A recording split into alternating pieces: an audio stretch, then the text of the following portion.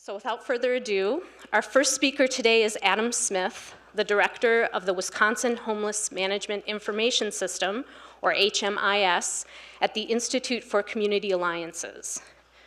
As you will learn more about shortly, the HMIS is one of the primary sources of data about homelessness in Wisconsin.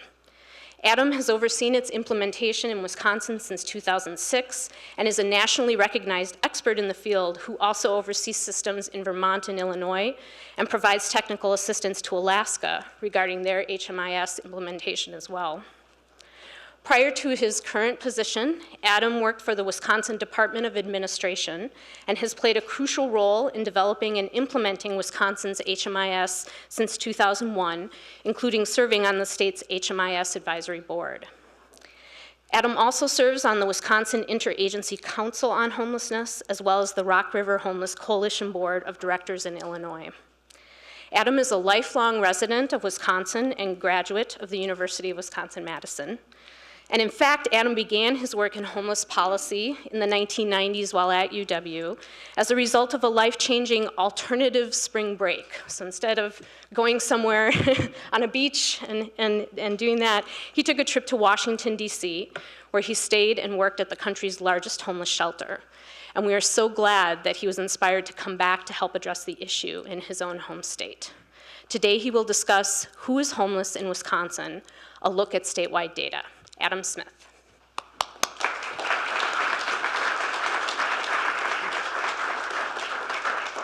Thank you, Hillary and Heidi and the Family Impact Seminar folks for inviting us to talk about data. I understand that it is 8:30 in the morning on a snowy January day, and we're going to be talking about data. So hopefully you've had enough coffee because there will be a test after this. It's only worth 30% of your grades, so just don't panic too much. I will point out just at the beginning that we have ample time afterwards, and if you feel like you need any more data than we have questions about the data we present. We are here in town. We're just a couple of blocks away on West Washington, so we are readily available for any questions and to meet with anybody if you have further information you would like to gather. So don't feel like you have to come away from this 20 minutes that we have to talk about data in Wisconsin as an expert. So a quick look at what kind of data we're going to briefly talk about. There basically are two origins of the data.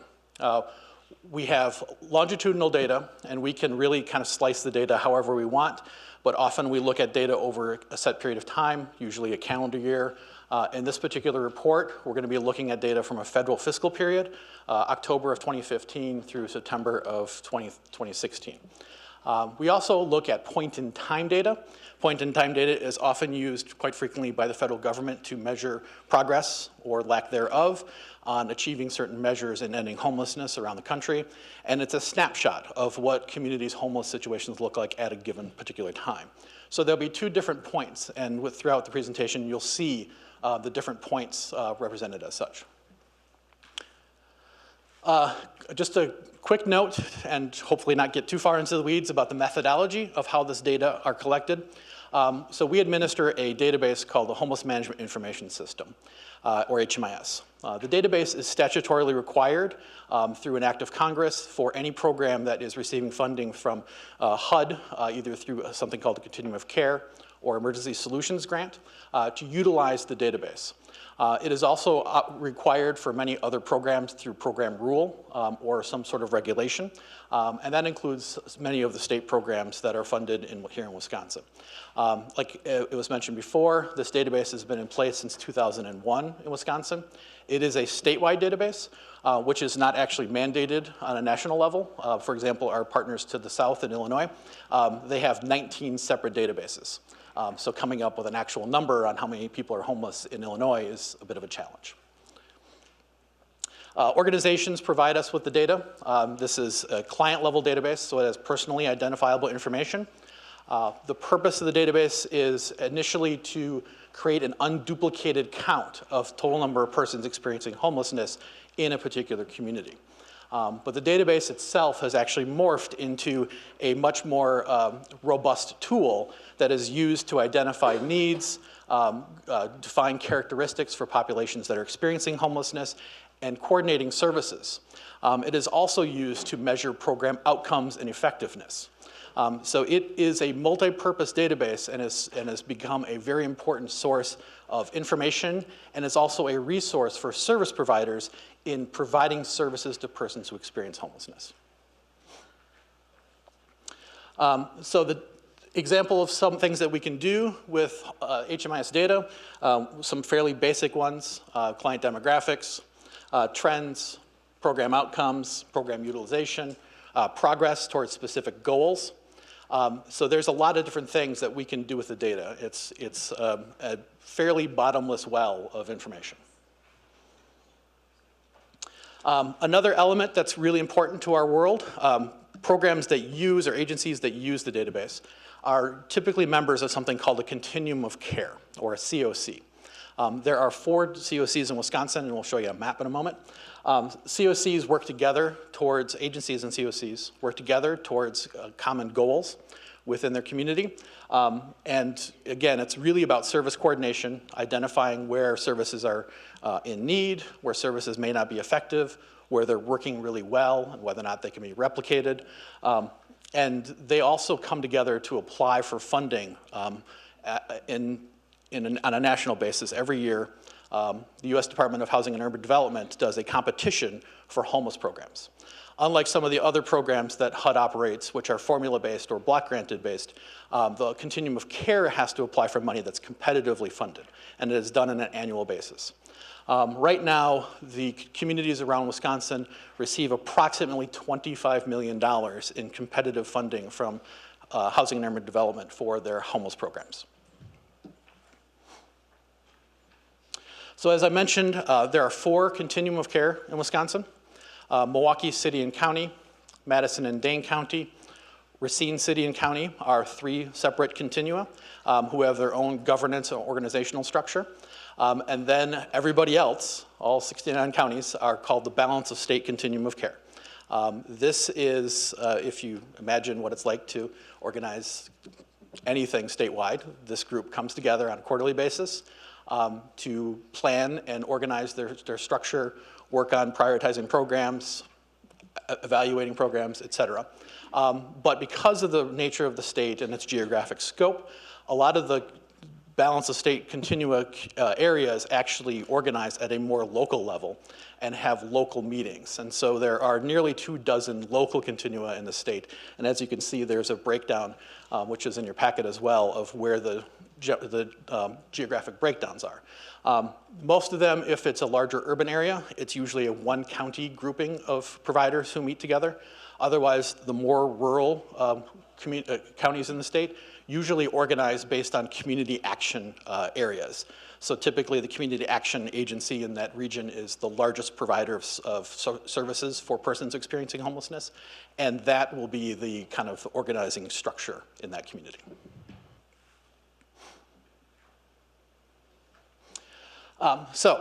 Very, very small touch on some of the data that we've collected in the system. Between October of 15 and September of 2016, there were a little over 22,000 people that used emergency shelter and transitional housing in Wisconsin. I should note that transitional housing, the definition is a little broad-based, but it is a program that provides services and housing up to 2 years for persons experiencing or people experiencing homelessness. And the existence of those programs varies by community to community. Emergency shelters are usually a lot shorter term.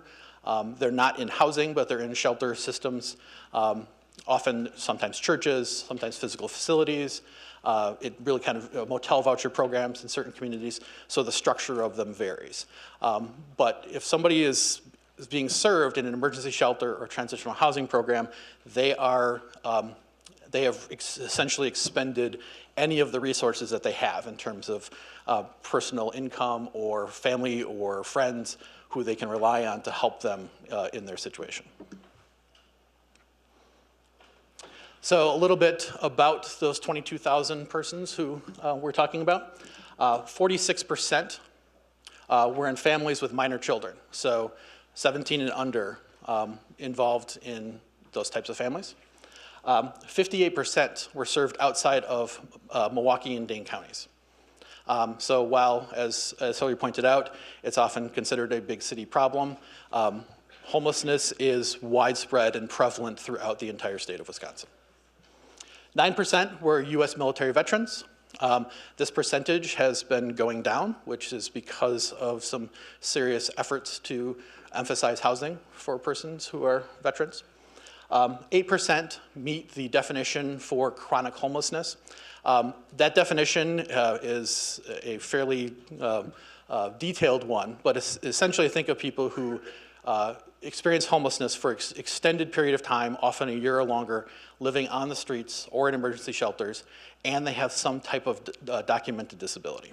So people who are very high barrier and need a lot of different wraparound services in order to get off the streets. And 2% were unaccompanied youth under the age of 18. A few more data points. Of the 22,000 that we saw, 88%, or a little over 19,000 of them, were served in emergency shelter programs. So in reference to a previous slide with emergency shelter and transitional housing being the two programs that we're looking at, emergency shelters make up a giant portion of the programs and the beds that are being used to house people experiencing homelessness. The number of shelters actually have increased over the past several years.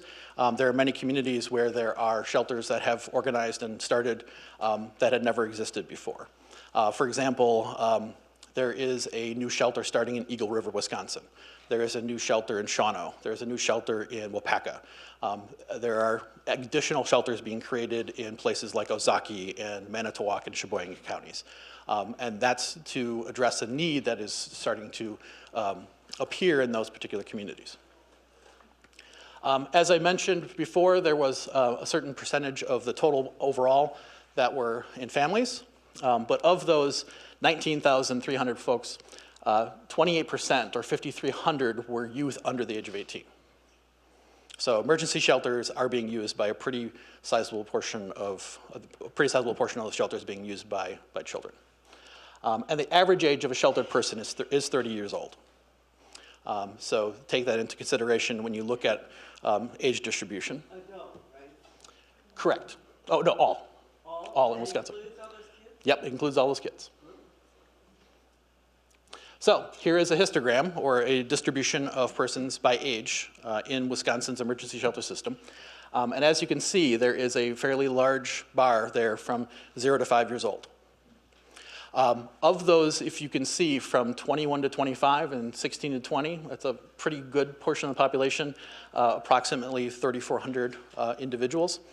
Of those, 485 of those persons that are 18 to 24 are parenting adults, or parenting youth, depending on your definition of what a youth is. But a person who is 18 to 24, 485 of them are parents of children under the age of 17. And if they're 18 to 24, you're talking about that lower end of the spectrum of the 0 to 5-year-olds. This is just 1 year.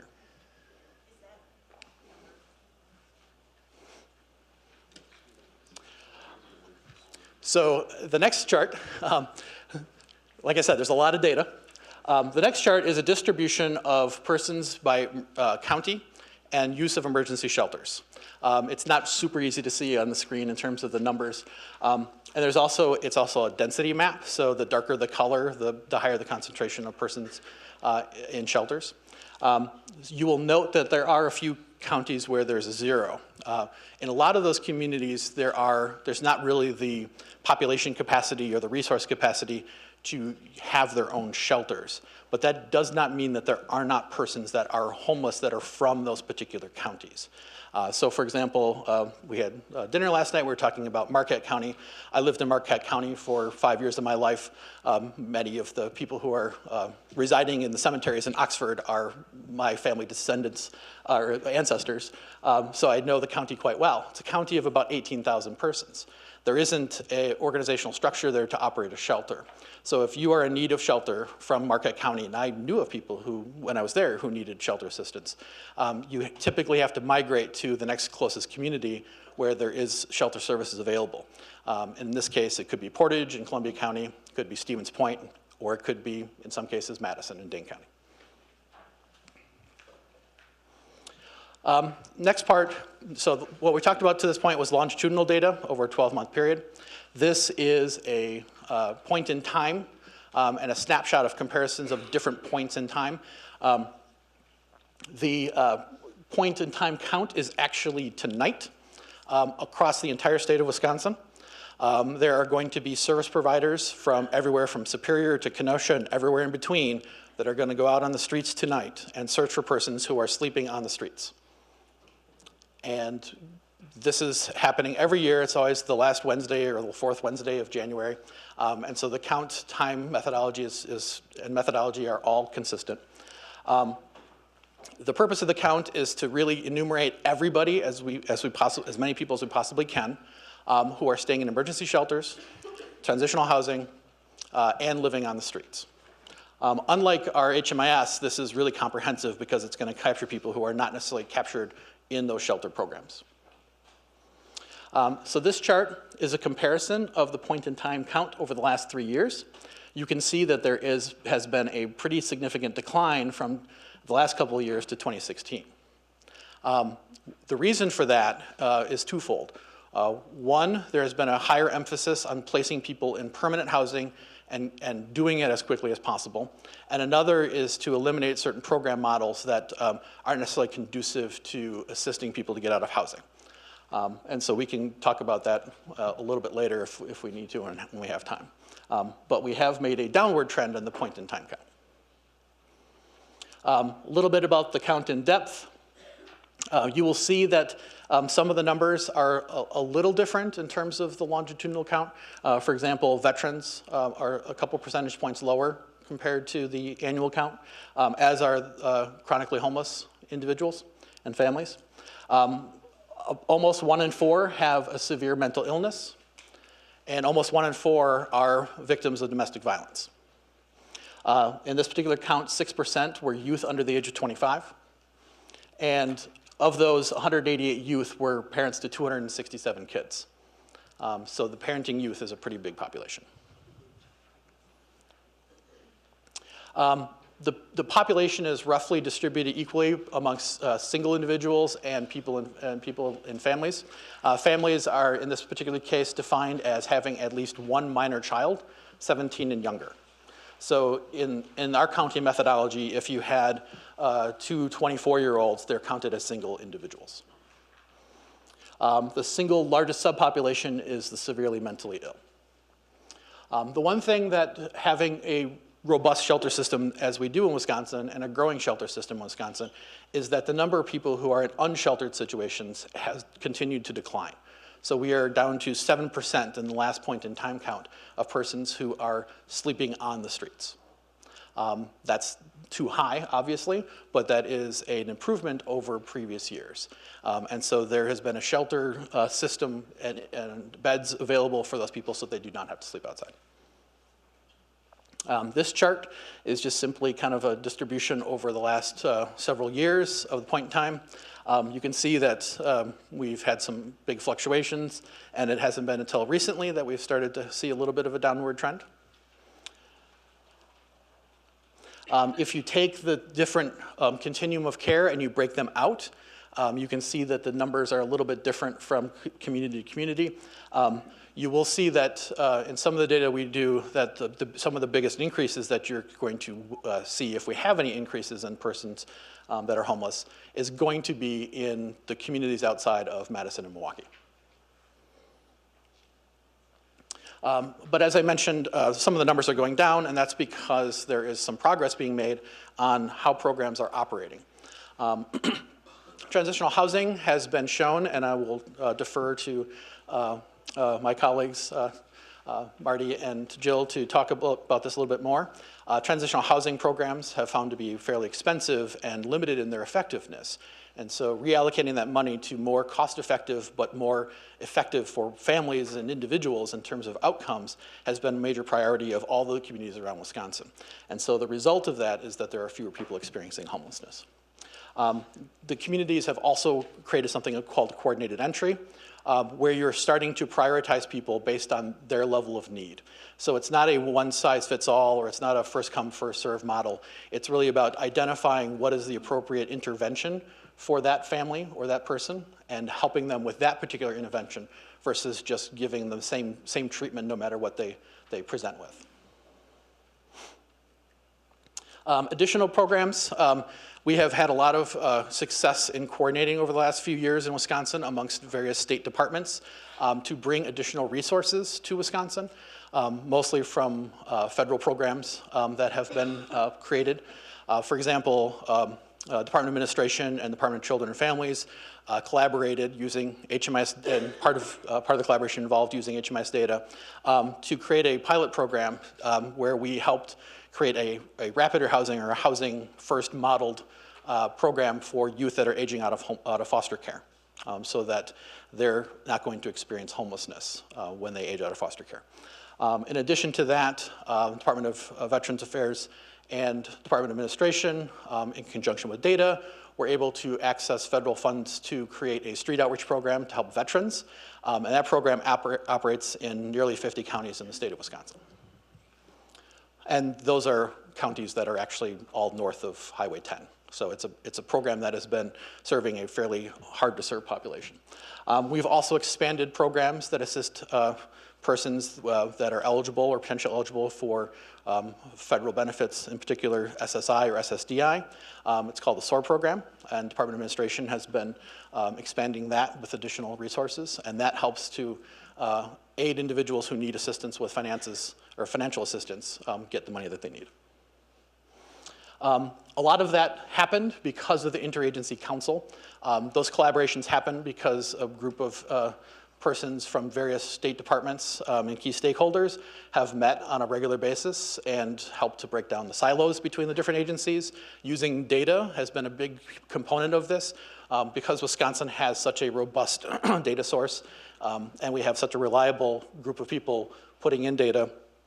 We can make a very strong argument for funding, especially at the national level, and that collaboration has happened and originated with Interagency Council. So as I mentioned, this is a lot of data in a very short period of time. We have taken a lot of the data that we have and we've put it on a website, and that URL is here on the screen and in your packet. It is an interactive web page, and if there's information you would like to see on it, you can please let us know. You're encouraged to take a look at that website and click around to look at some of the data. Included on the webpage is some comparisons of point-in-time data for Wisconsin to a couple of other states that are somewhat similar, Minnesota, Missouri, and Indiana. So you can see how we compare to those three Midwestern states in terms of our progress on the point in time.